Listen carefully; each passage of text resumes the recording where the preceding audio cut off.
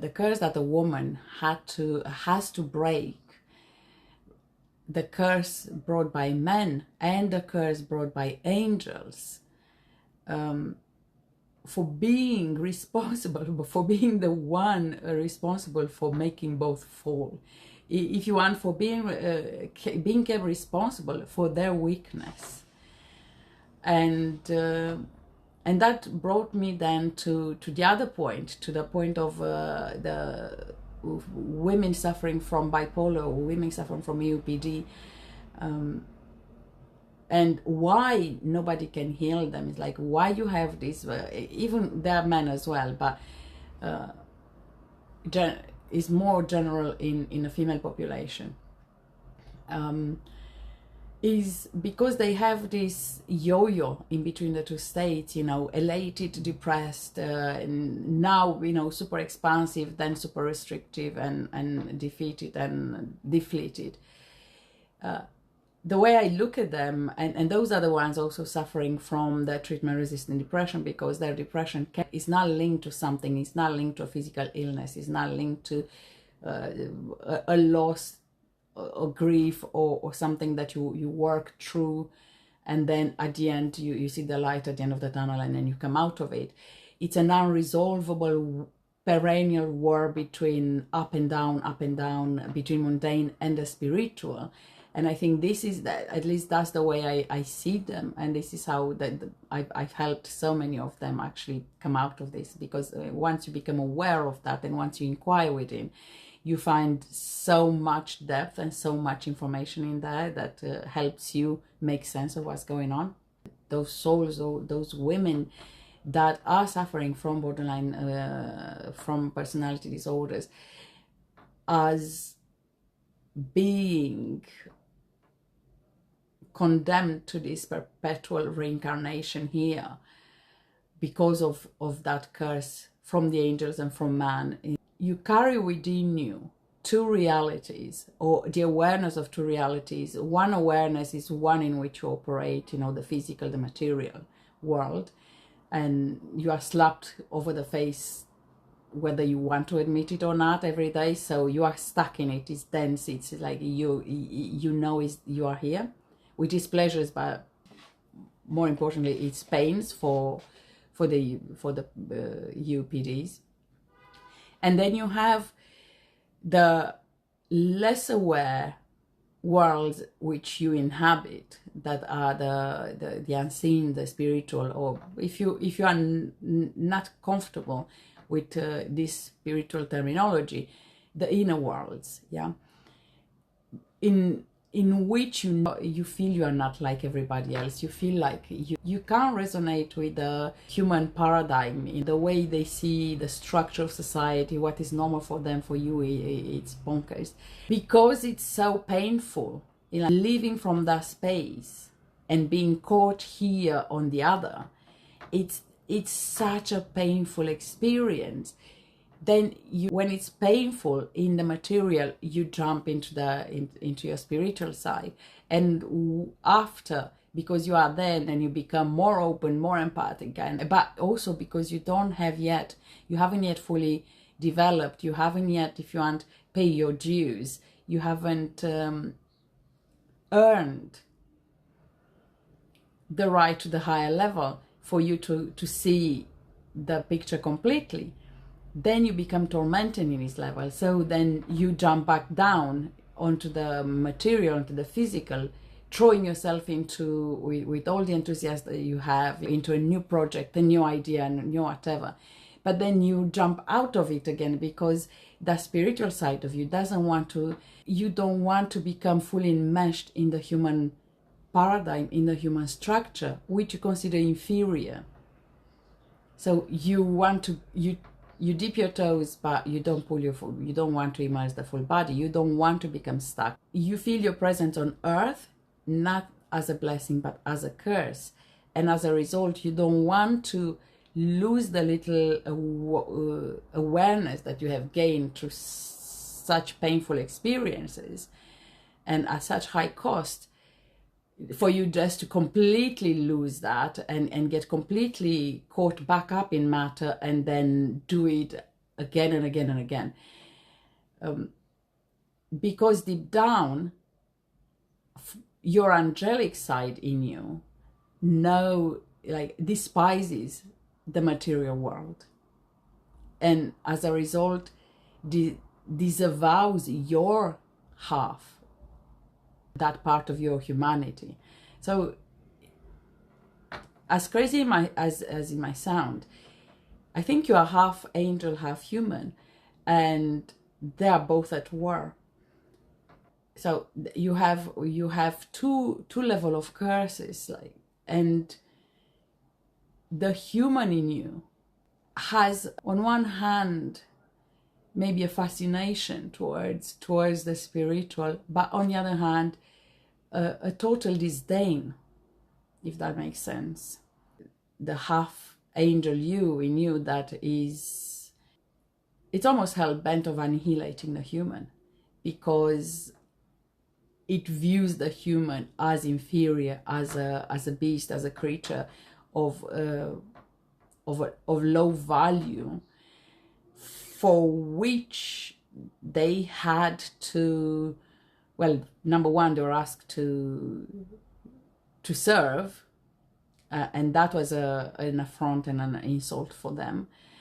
And then through this temptation to which they fallen prey to, they see the human, especially the female, as the cause of their fall, the cause of their destruction, if you want. So you are having this fight, this battle within yourself, and it's not going to be resolved through your everyday trauma therapy, because you can beat it around the bush. Yes, you've been well, number one, if you are in this category, you would have definitely whether chosen or been ushered to come and incarnate in a family that had horrendous problems. So you'd come from divorced parents, mother or father or both would have alcohol problems or violent. You'd be gaslighted and beaten and abused in every single form. Very likely you would have sexual abuse as well in the background. Since your arrival, you would have felt as if a battle was taking place on your soul, and you had to try triple to get any little attention compared to your normal peers. Hence the common psychology would go into attachment styles and everything trauma related, porous boundaries, and because on a physical level, on a human level, you can only reason with those frameworks as long as you completely exclude other realms and the possibility that there are other worlds out there, that as long as you exclude the possibility of reincarnation, as long as you exclude the possibility of spiritual world and of God or other dimensions, only then those explanations on from the psychological framework point of view would make sense. However, if you are willing to entertain the idea that there is a God, or God, it's for me, I call it self. I've been there, self, source, but you can call it whatever you want to call it. But a high intelligence of which we're all part of, that manifests in different, it's in everything. It's if you would be spiritually inclined, if you have these experiences, by the way, you cannot not be spiritually inclined. Definitely. The fact that you are running away from spirituality, it's another thing. The fact that you might have even fallen prey to cults, or I don't think you would be part of the general Christian religions. I mean, you'll be born in one of them, because we are all born in one of them. But I don't think you have many qualms with it. your danger would be because of this inner almost esoteric calls. You would be very easily fooled by interdimensional entities, by fake gurus, by all kind of new age nonsense, and you would play with all kinds of different, because you are like, there's that saying, your mind is so open that your brain falls out. You are so open that you are willing to entertain absolutely anything that can then resonate. Yeah, you like that word, that can resonate, that can kind of, you play that game that we used to play as children, you know, hot, warm, cold, you know. It's like you go to anywhere that is like, is it cold, warm, and until you hope is hot, you know, that you found that something, that somebody that, you know, to make sense of what's going on, to guide you in the right direction. That was one thing that I wanted to share with you guys, because I know there are many of you out there. I know there are many of us special souls out there, and I've refrained until now to speak openly about this angelic and human war. I think I'm going to start revealing more. They are in my books, but I refrain from addressing them publicly on YouTube or other channels, because I didn't want to add to the noise of sensationalism. And quite frankly and honestly, I think I was also afraid of losing credibility from the material standpoint, because I am a mental specialist, I work in social care, and I'm serious and respectable in my domain. And when you work with people, you work with governments, with local authorities, yes, there are people, but at the end of the day, most of them are either agnostic, or they are not that interested in these aspects of life. And then you coming out with such such wide concepts might scare people away. So I thought, be kind on their mind, you know, just let that for the very few very unique sessions, you know, with those that deserve it and those that are in that category, because not everybody fits that category. So I'm not making the mistake of throwing a blanket of overgeneralization, because it's like, even in my work with clients, I never, like, I let the client tell me, I let the client educate me. It's a discovery. On one hand, I'm teaching, but after I discover from them, you know, many of the things that they have to tell me. It's a conversation anyway. So anyway, that's what I wanted to share with you. This idea of well, like, it was presented to me, I'm presenting it to you as a question mark, not as a fact, but as an idea to go and inquire into, like, take it home if you want, take it deep in, and go inquire and see how that feels for you. Like, would this make sense? Would that resonate in any way, in any corner of your being? That, as if you are a woman and you feel that something's like, you feel that it's like you've been here many times, and it's something it keeps punishing you for, you don't know what. You don't seem to have luck in anything, whether it's love, whether it's material, like in material sense, in material work and life, you'd be the most punished. And on the other hand,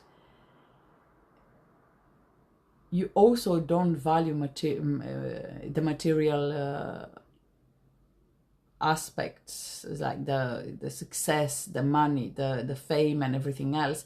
And that's why if you make money quickly, you spend them quickly, but then you don't really put the effort into keeping that consistency for what I've mentioned earlier, because you don't want to, on one hand, you don't want to be caught and trapped into one way of expression when you are such a rich, high being.